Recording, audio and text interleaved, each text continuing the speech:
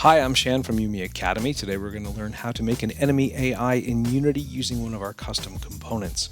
I have a robot. I'd like the robot to be able to chase and catch my astronaut. In order to do that, I'm going to have to work with our hunt component. I'm going to set my ground layer to ground. I have a speed value, which I'm going to leave as is. My range tells me how far the robot can hunt or how far it can see. Think of this as its territory. It's represented by a green bubble. I have to tell it what target it's allowed to hunt.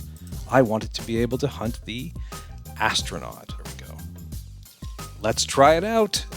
There we go. We've got an intelligent enemy that will hunt our player. Check out our channel for more tricks and tips on creating games in Unity, like how to rotate and duplicate objects, or even how to add animal sounds to your games.